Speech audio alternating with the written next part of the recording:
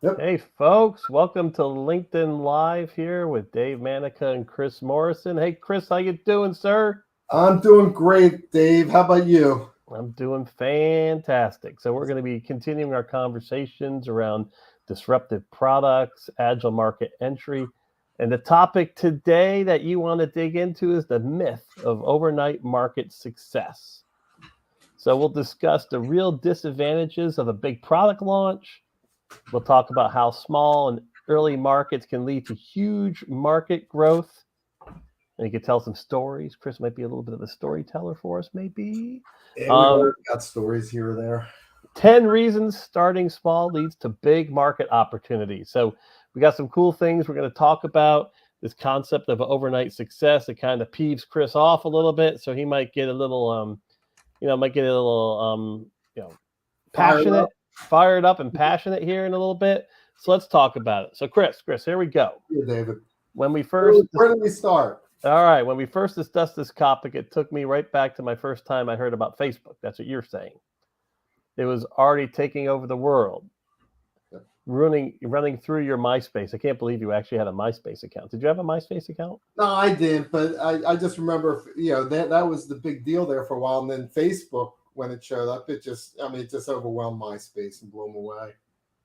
So, and of course, we hear all the stories about the friend who hits their big time with their startup. So, what's your thoughts? Well, Thoughts on this myth, the stories, the unicorns? Give us your thoughts. Well, like you said, the other one I remember about the first time was the first time a friend of mine were up in New York City and they pulled out the phone to hail an Uber. The Uber. That was like the hail and Uber. Come on, man, that's like a mixing metaphor. Yeah. Hail and Uber. Hail and Uber. What do you do with an Uber? What do you call it? But and it's like, wow, and the Uber, like Facebook took over the world. Uber was, I didn't even know about Uber up until that moment. Then it was everywhere. Well, the Venmo thing got me. Venmo, what? What's that? Well, that's another one. But and I don't know, and you sound like an old person too. So what's that? I've never heard that before. What, Venmo? No, just in general, when you get these, these new things pop up. Oh, right. What's that, Sonny? How do you use that thing again? Oh, exactly. All right, so we know all this unicorn stuff, right, man? It's out there. We all hear about it, when you get, in the, I deal with startups a lot, but big companies, you see it too. There's this press, this idea of everything goes big and goes big fast. Media, the media pumps all this stuff up. Investors, man, you want to talk about pressure to get early revenue. I remember, even like, people building out their revenue models, they've got the hockey stick. It seems like baby. It seems like it, it hits it, everybody has a hockey stick and all the hockey sticks work out. Oh yeah. They every startup revenue plan. Why? I can't believe it just continues. It's like insanity over and over again. But just to remind the audience, if you have any comments or thoughts you want to share with us as we dig deeper into this topic, please don't hesitate to post them in, and we'll post your comment up so we can look at it and talk about it and potentially dissect it. So, Chris, what does all this mean? So, but I think that the point I'm trying to make, David, is that that's not how markets are built. Okay. That's not how products are launched. Even if you look at all the ones we talked about, Facebook, Uber, Tinder, Airbnb, if you look at the history of those and you go back to the early days before we all heard about them, that's not the way they were started. They were all started small, niche-y, going after very targeted markets early on to start building traction and develop. So, we talk about it, we think about it, media pushes it. Just because I'm a big company, Chris, means I can launch a product to all my salespeople and it's going to work. Exactly. And that's what kind of ends up happening when it gets disseminated out. Is I was talking to a good friend about this just a couple weeks ago. About they've had a product in a big med tech company. They had a nurse call system that they launched over 3 years ago, and they're still struggling with it. They pushed it out to the whole sales force from day one in Australia. But the point, so you can look at that this isn't how we build. So markets. every comp you can look at, comp after comp after comp, is it took time. Whether it's a startup that multiple pivoted, whether Yep. it is a big company who rolled out something new. Yep. I have my own small experience when I rolled out a new division for DevOps training, and it didn't happen overnight, but after 4 or 5 years, it's a $5 million business. I mean, it's amazing. If you stick to it, you have the right mindset. But it started out with a beachhead market, and I know you're going to get into this beachhead market concept, but Yep. it was not an overnight success.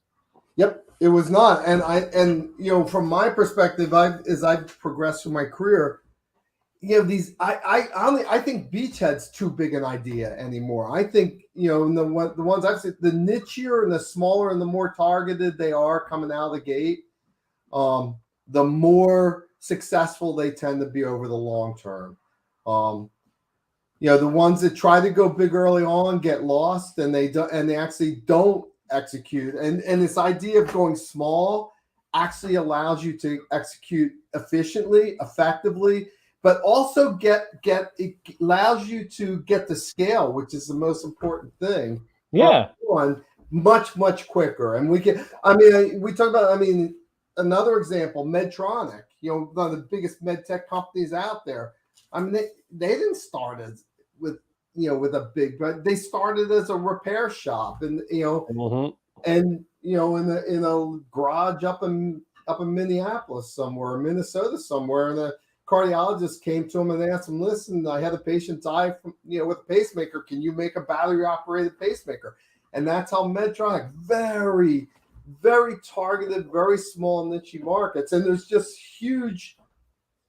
Looking at it this way and going about it this way, there's just, as you alluded to in the lead-in, when I started putting together today's talk or the concepts around what I wanted to talk about, I came up with 10 different reasons why it's much better to go small than try this big path right out of the gate. And so every piece of data point shows that you start out small, you pivot accordingly, you adjust, and you make it happen. That's what happens in the startup worlds, like you said, with Uber starting out over a 7x7 square mile radius of a certain section of San Francisco, so they could adjust and pivot over time. So why do you think the big companies don't get that? And where we see the biggest mistakes are the big, massive product launches that occur within large organizations. Well, I think it's just not large organizations. I see it happen in small organizations as well. But one is this idea of this, they build out a plan that has this whole big launch mapped around it, and then they have this big launch. And when I say big launch, they have a media, they have press release, they go to shows, marketing scales all this stuff, and they start spending money to drive leads. But what they don't have, and this is where it becomes really acute, David, is with the disruptive products we talk about. When you don't have a repeatable process to sale, a lot of that, we've talked about this previously, the premature scale, and a lot of that resources that they throw at that product launch fails. It's wasted because you don't have a mechanism to turn all that churn and effort. But they keep doing it. They keep doing it. They keep doing it. They keep doing it. It's it's wild to look at this and say all the data points show that launching something that's disruptive, that's new, it's going to take multiple pivots, and it's going to take time to scale. An adaptive leader even understands that you have to give things time. You got to hold steady and work through the process. But man, not only do they launch fast, but they kill fast too, don't they? That's the other thing. Well, sometimes they should kill fast, right? That's entry kills stuff fast too. But what we don't do is we don't overspend early and waste all those resources. And the other problem we have when we launch big and expect big outcomes right away, sometimes we kill products that really have. That's what I'm getting at. That's market opportunity. Yes.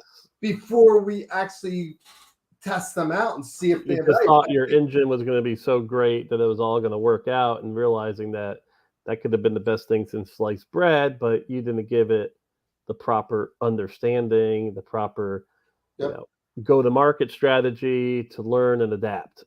Well, and that's the learn and adapt piece is the piece that's critical for these disrupt products. Now, and the other problem I think that a lot of times happens in bigger companies, I think this is another thing happens in bigger companies, is they don't launch disruptive products very often. They're mostly doing incremental stuff. And Mhm. a lot of times when it's an incremental improvement, you understand the customer, you understand the market, you understand the competitive nature of the market. You can launch an incremental product that way and get away with it. Yeah. Most times you can, but with the disruptive, because all the assumptions build into the sales model, a lot of them are accurate because they're based on things that are have historical data to operate from. With disruptive product, you don't have that. So first you got to make a decision. You got to look at the type of product you have and Correct. understand where it fits as it relates to, your current customers, your current operational capability, your current sales model, and your current marketing model. If it maps up, then it's an iteration or a new product for an existing market. What you're saying is you got to really truly understand that you're trying to bring out something that disrupts not only the marketplace you're going into, but your organization as well.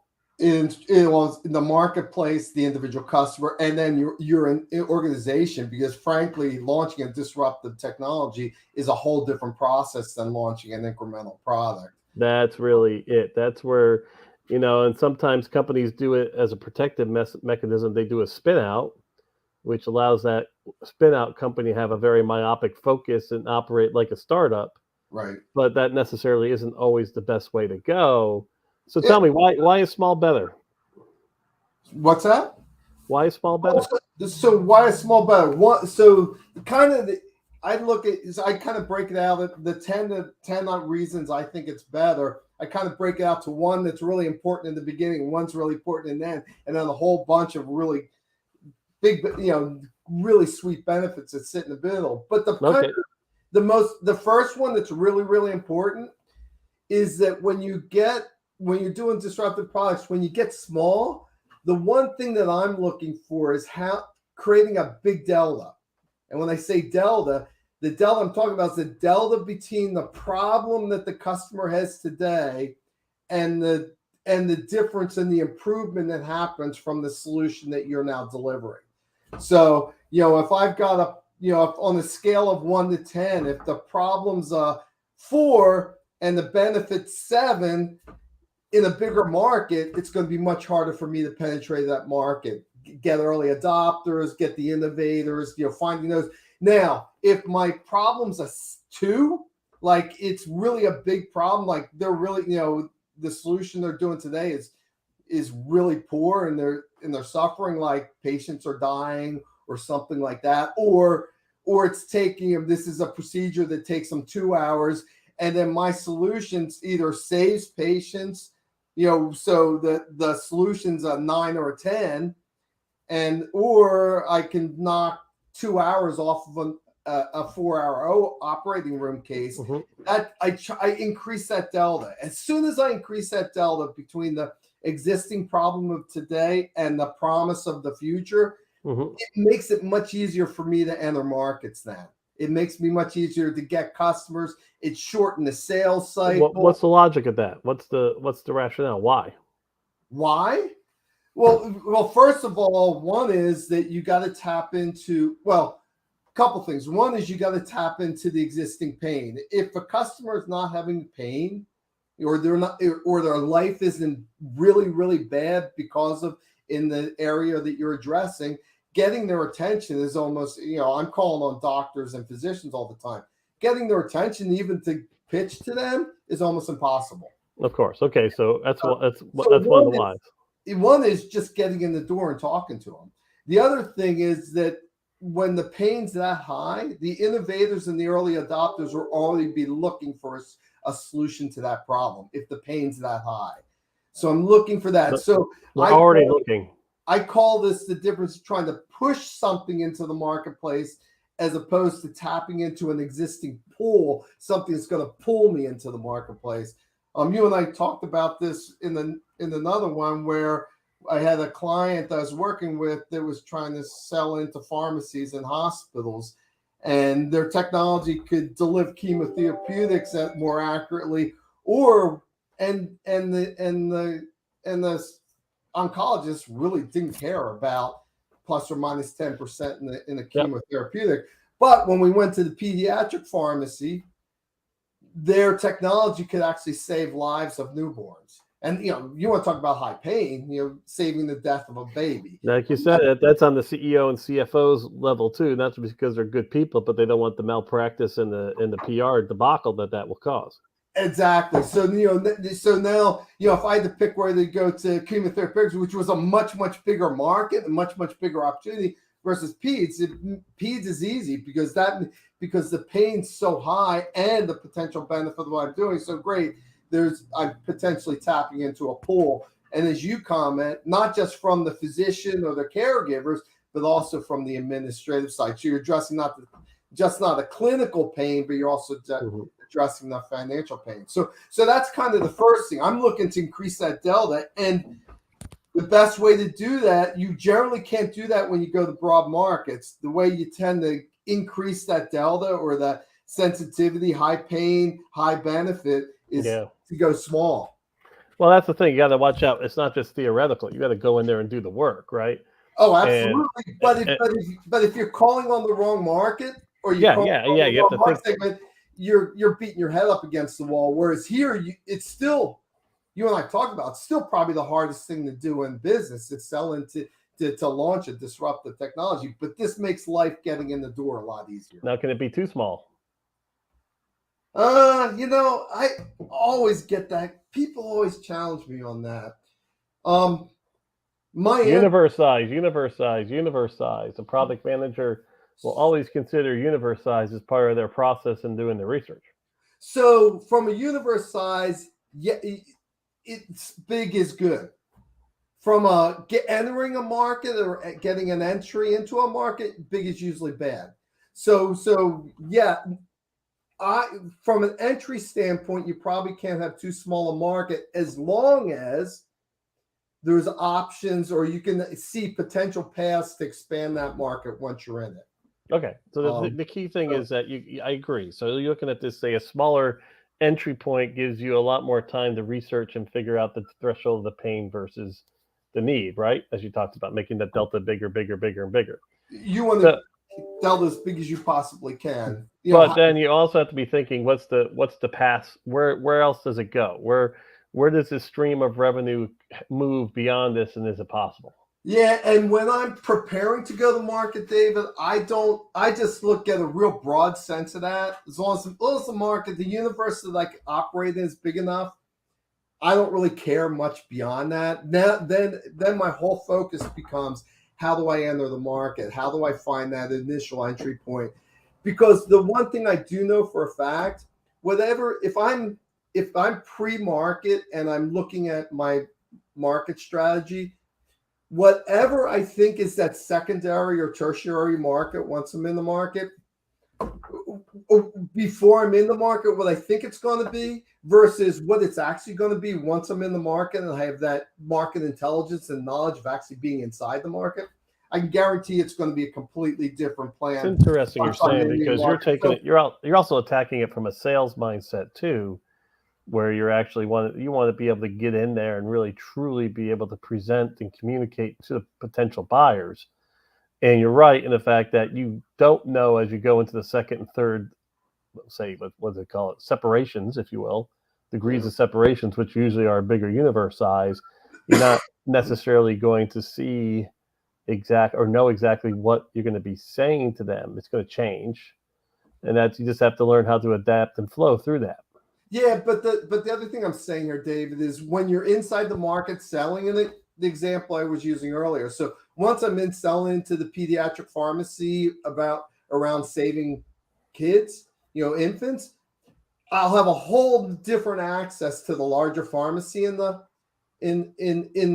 hospital. Plus, I'll have knowledge base of working from the inside, where I see my second market completely changes once I'm in that. Once I'm working inside the market versus before I'm in the market and looking from the outside. So there's just a level of knowledge, a level of understanding. And if you're smart and creative, a level of strategy that you can bring that you can't bring when before you're actually in that market. All right. So, And remember, folks, comments or thoughts on this, please do not hesitate to dig into it with us. And certainly you're getting into a tough area here because people want instant profits. They want instant success. And, they're going to roll big. I had that when I was marketing a B2C product. We went big real fast, trying to learn as we went. We probably could have done it a lot more iteratively. I've seen a lot of nice to knows go out there for learning products because people didn't do enough research, and we, spent a gosh awful amount of money, time working through it. Yep. And we probably could have dissected it deeper. So with that, list them out. List out some of the top 10s. So yeah, and before I jump into the top to 2 through 9, let me just say this. I think that this going small, I think, is the way to get early revenue quickly too. Because you get, again, this is one of the other reasons for it, your sales cycle gets much shorter. If I'm tapping into a smaller problem that has higher pain and a higher benefit of solving it, my sales cycle, which is always the longest when you're at the launch of the product, obviously over time you get better and better on selling. It's always going to be longest. But if I'm going after these niche markets, I'm going to close revenue faster and more. I did this with direct mail. I did this with direct mail, actually. So I would penetrate a market with direct mail, very specific, very tactical. And then if I saw scale, I would scale it up. And then once the salespeople saw it, then they would adjust their sales process accordingly, and they would start selling, and I would have to mail it less. That's exactly how these small markets work, right? You get in, you get some early sales, you figure out the process, you then repeat that.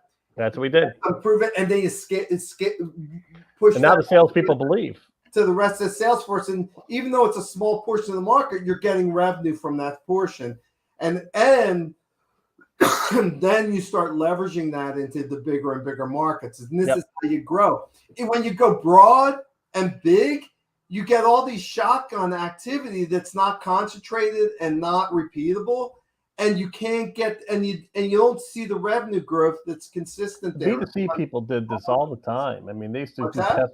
The B2C companies did this all the time. I mean, what was it? McDonald's was testing a veggie chicken sandwich in like 3 or 4 constituencies and or cities in America. You see this a lot, but the B2Bers, we typically have a struggle with this because I don't think we quite understand within every B2B there's a C.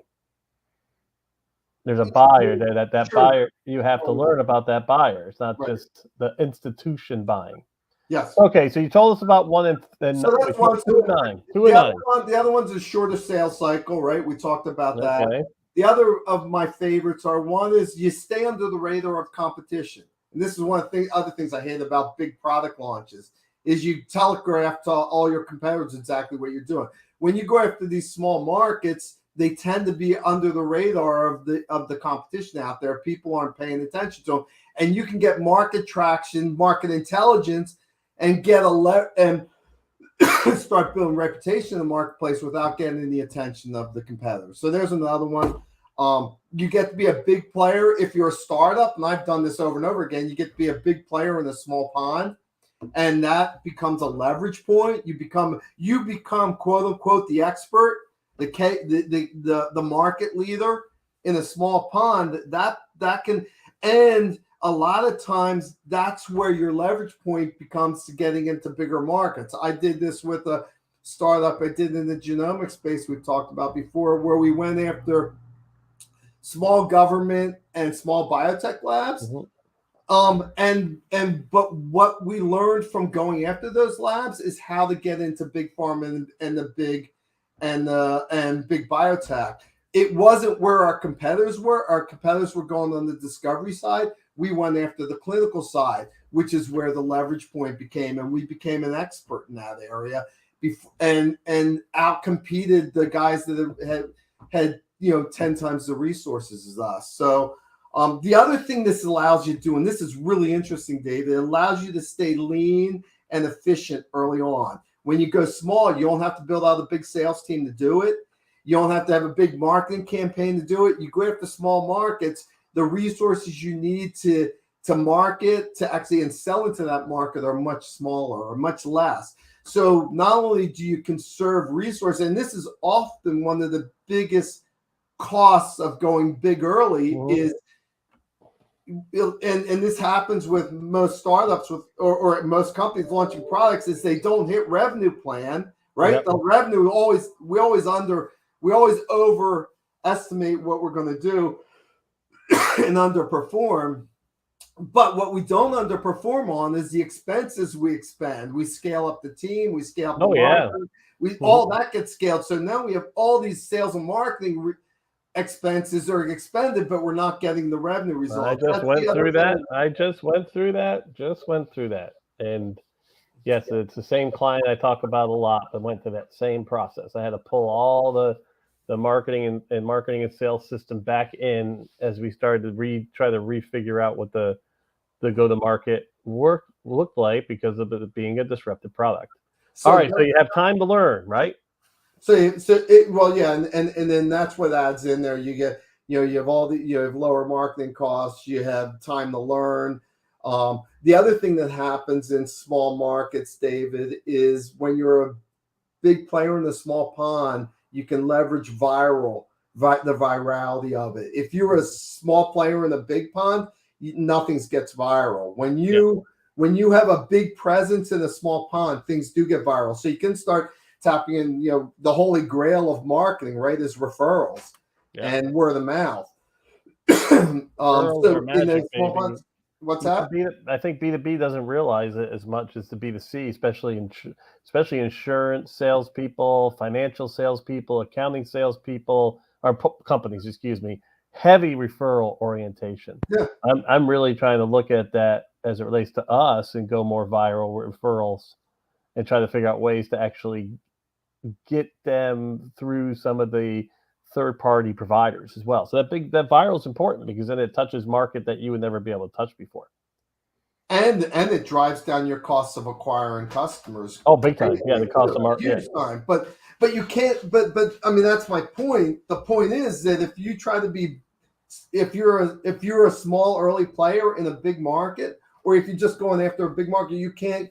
There's not enough touches between your market players to have virality. When you go after these small niche markets, you can get virality actually very quickly. It's amazing how quick you can potentially get there. Let's say like a mosquito that jumps in a deadly virus. Well, that's my. I think of that's more from that's my analogy for competitors. You're sneaking in on the ass of an elephant. Yep. But before you know it, you're carrying a virus, and next thing you know, the elephant's sick, and that's the big, or a gorilla. I guess that's the best analogy, to be a gorilla. All right. So what's number 10? What's number 10? Big bad number 10. And this is the biggest one, and it goes back to where we started the conversation. And this is how you go big. When you're a small player penetrated in the big market, when you're a big player, when you're a small player in a small market where you actually can be big, appear as big, it gives you the market intelligence, the market knowledge to figure out what levers to pull on that market to get big. So when you're in the market operating and you're actually truly making the difference that you say, that's the delta. Like, when you're really making doctors taking a problem that's really big and solving that problem in a great way. Now you've got the attention, you've got the trust of that marketplace. You now have the opportunity to go big. And this is how companies go big. And you just repeat what you did over and over again to give it this. And if we go back to the beginning conversation and talk about Facebook did it. They went to Harvard, they went to Ivy Leagues, they went to universities, they took over the world. Oh yeah. Uber, we talked about. They started at the train station in San Francisco. They went to Greater San Francisco. They went to they went over to Oakland, or they went down to Silicon Valley, and then they started repeating that throughout. Now they had something they could continue to repeat. Yeah, they can repeat. That's right. That's the key. And if you look at what's the I like it because it gives you a bit of a longer runway. Your longer runway to let time and learning get to the point where you can really figure out what to do. And that figuring out what to do to kind of capture the broader market, you can be smart and intelligent how you do that, but you can't really speed that up. Looks like we need a new term. It takes time. Looks like we need a new term instead of entrepreneurship. I think this, your concept of agile market entry for big companies could be the better word. Agile market entry for disruptive products, because the issue to me is truly mindset. It's like, yes, you don't do the analysis to see that you have a disruptive product. You treat it like either an incremental innovation or just a product that still fits in your given marketplace with your given customers. You send it out to your salespeople and you expect it to work across the board. Yeah, and then you complain and you blame that of other people why it's not working. That's right. And then it goes into the dumpster, and there's probably, for every 10 in the dumpster, there's probably 2 you could take back and resell and make money on doing it the right way. Not only resell and make money, you can make a huge impact on the marketplace. And if it's truly disruptive and it truly makes that difference with the customer that we're talking about, you can use it to leverage your whole product line. You then enter new customers with that technology, and you start pulling along your whole product line. The Fred Sanford of old med tech. Chris with his dump truck coming in, pulling all those old med tech devices and putting it into the yard, and people are buying them. But but think about the VP of sales. You give him new accounts that he can bring all of his products into. That impact can have an impact across the whole organization.